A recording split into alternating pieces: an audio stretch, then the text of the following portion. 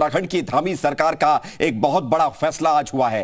पहले ही कैबिनेट की बैठक में यूनिफॉर्म सिविल कोड पर निर्णय लिया गया है और कैबिनेट ने एक उच्च स्तरीय कमेटी का गठन किया है। यूनिफॉर्म सिविल कोड के लिए एक ड्राफ्ट तैयार करेगी ये कमेटी और इस कमेटी में विधि विशेषज्ञ भी शामिल होंगे। सीएम धामी ने अपना वादा पूरा किया है, बहुत जल्द यूनिफॉर्म सिविल कोड बनेगा। मुख्यमंत्री पुष्कर सिंह धामी की अध्यक्षता में आज नई सरकार की पहली कैबिनेट की बैठक हुई और पहली कैबिनेट की बैठक में ये एक बहुत बड़ा फैसला माना जा रहा है उत्तराखंड की धामी सरकार के द्वारा जो लिया गया है यूनिफॉर्म सिविल कोड।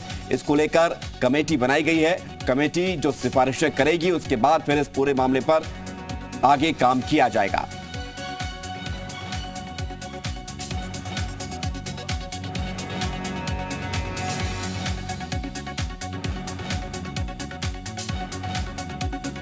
तो यूनिफॉर्म सिविल कोड पर एक बड़ा फैसला। हालांकि आपको बता दें कि जब चुनाव में उत्तराखंड में चुनाव हो रहे थे तो चुनाव से ठीक पहले पुष्कर सिंह धामी ने इस बात का जिक्र किया था कि अगर राज्य में सरकार बनती है दोबारा से बीजेपी की तो इस यूनिफॉर्म सिविल कोड को लाया जाएगा और इसी को लेकर यह बड़ा फैसला लिया गया है।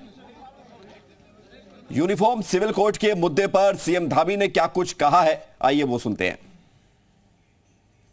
उत्तराखंड राज्य के अंदर एक ऐसा कानून होना चाहिए जो सभी के लिए समान हो और हमने उत्तराखंड की देवतुल्य जनता के समक्ष ये संकल्प लिया था कि हमारी सरकार के गठन होते ही हम इसे लागू करने की दिशा में कदम बढ़ाएंगे और एक स्टेक होल्डर्स, विधि विशेषज्ञ और समाज के क्षेत्र में जिनका बड़ा अनुभव है, विभिन्न क्षेत्रों में जिन्होंने काम किया है, उन सभी को मिलाकर एक कमेटी का हम गठन करेंगे, एक उच्च स्तरीय कमेटी बनाएंगे।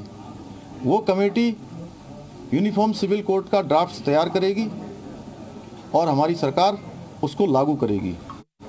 भारत के संविधान के अनुच्छेद 44 में भी राज्य सरकारों के लिए इसका प्रावधान किया गया है कि राज्य सरकारें अपने प्रदेश में इस प्रकार की व्यवस्था को लागू कर सकती हैं और केंद्र को प्रस्ताव भेज सकती हैं। साथ ही बीच बीच में माननीय उच्चतम न्यायालय के द्वारा भी इस पर लगातार नाराजगी व्यक्त की गई थी कि ये यूनिफॉर्म सिविल कोड लागू नहीं हो पा रहा है। इसलिए हमने तय किया, आज हमारी सरकार ने, आज मंत्रिमंडल ने हमने तय किया कि हम जल्द से जल्द इसको लागू करेंगे और आज मंत्रिमंडल ने हमने सर्वसम्मति से प्रस्ताव पारित कर दिया है कि इसका ड्राफ्ट करने के लिए जल्दी ही हम कमेटी का गठन कर देंगे और उत्तराखंड के अंदर ये लागू होगा।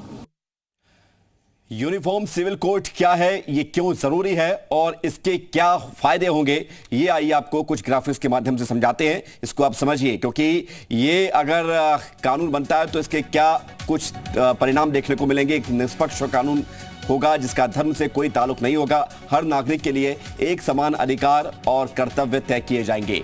यूसीसी यानी कि यूनिफॉर्म सिविल कोड से बहुविवाह जैसी परंपरा खत्म हो जाएगी। शादी और जमीन बंटवारे में सभी धर्मों का एक कानून होगा। अभी मुस्लिमों, ईसाइयों और पारसियों का अपना पर्सनल लॉ बोर्ड है और उसके माध्यम से वहां पर नियम और कानून चलते हैं। लेकिन यूनिफॉर्म सिविल कोड अगर जब अमल में लाया जाएगा तो इसके हिसाब से सभी एक जैसे हो जाएंगे, यानी कि सभी नागरिक के अधिकार भी एक जैसे होंगे, कर्तव्य भी एक जैसे होंगे।